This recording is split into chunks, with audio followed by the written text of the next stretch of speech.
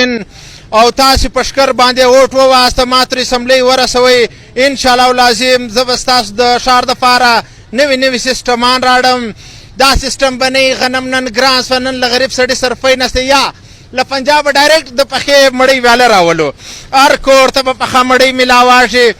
عزیزانو تاسو د ګنج حالات وګورئ که چېرې سریشان پرتې دي دا سیسټم به نه هرې میاشتې ته به خپل پیمپر لګېدلی هر ورې ته به خپل پیمپر لګېدلی هر یو ځای هر سرلي ته به خپل پیمپر لګېدلی عزیزانو او بله ورځ راغم اسپتال حالات مو وکتئ د اسپتال حالات ډېر خراب ولې